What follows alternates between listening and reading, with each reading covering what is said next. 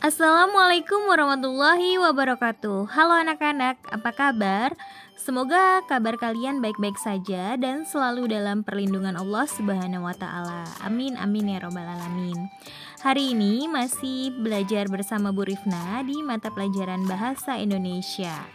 Setelah minggu lalu kalian sudah belajar mengenai menyimpulkan informasi dalam teks laporan percobaan. Hari ini kita belajar mengenai struktur dan kaidah kebahasaan teks laporan percobaan. Sebelum kita mulai, marilah kita berdoa terlebih dahulu agar ilmu yang kita dapat hari ini dapat bermanfaat bagi kita semua. Berdoa menurut agama dan kepercayaannya masing-masing dimulai. Selesai. Tujuan pembelajaran pada hari ini, setelah mengikuti pembelajaran, diharapkan kalian mampu yang pertama menganalisis kaidah kebahasaan teks laporan percobaan. Yang kedua, menyusun teks laporan percobaan. Apa sih yang dimaksud dengan struktur teks laporan percobaan? Struktur teks laporan percobaan merupakan bagian-bagian yang membangun teks laporan percobaan.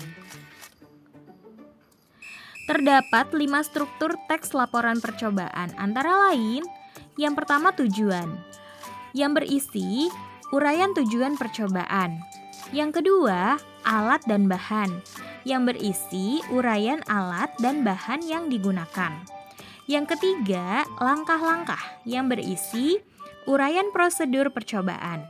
Yang keempat, hasil, yang berisi uraian hasil percobaan.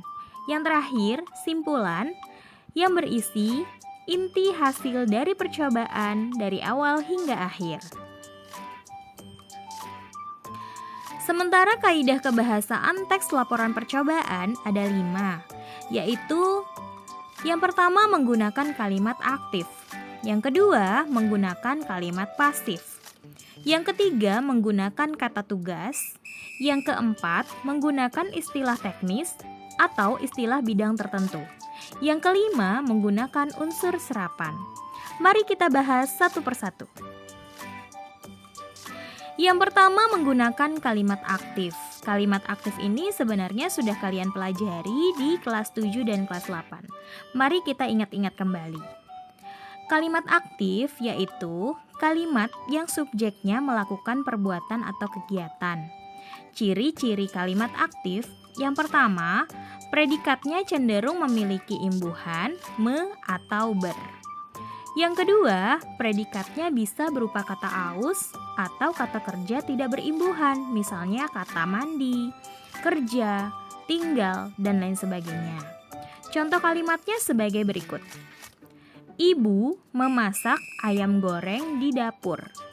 Ibu sebagai subjek, memasak sebagai predikat, ayam goreng sebagai objek, di dapur sebagai keterangan tempat. Kata memasak di situ sebagai kata aktif. Yang kedua, menggunakan kalimat pasif.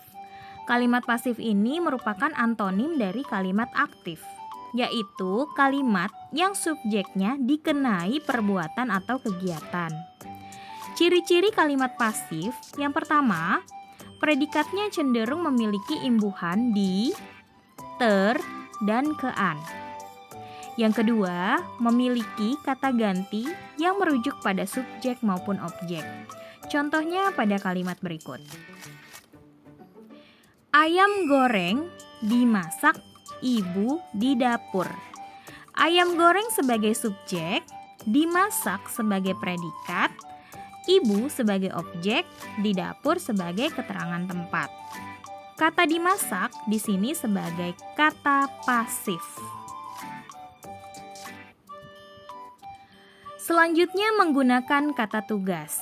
Kata tugas berupa konjungsi hubungan logis. Waktu, sebab, pertentangan, pemilihan, penambahan, dan lain sebagainya. Seperti kata ketika, sebab, tetapi, atau, dan lain sebagainya. Contoh, ketika tidak terjadi keseimbangan asupan salah satu faktor, pertumbuhan tanaman tidak akan optimal. Yang selanjutnya, menggunakan istilah teknis atau istilah bidang tertentu. Kata atau istilah teknis merupakan kata yang memiliki makna tertentu dalam suatu bidang keilmuan. Kata ini memiliki arti berkaitan dengan bidang keilmuan tersebut. Contoh, cahaya mengalami pembiasan sehingga membentuk pelangi. Kata pembiasan adalah kata teknis dalam bidang sains. Yang selanjutnya menggunakan unsur serapan, yaitu unsur yang diserap dari bahasa asing menjadi bahasa Indonesia. Contoh, kita tidak dapat memprediksi gempa bumi. Kata prediksi berasal dari bahasa asing yaitu prediction. Terima kasih anak-anak. Semoga apa yang Ibu sampaikan kalian bisa pahami dengan baik. Selalu jaga kesehatan dan tetap semangat ya. Assalamualaikum warahmatullahi wabarakatuh. Dadah.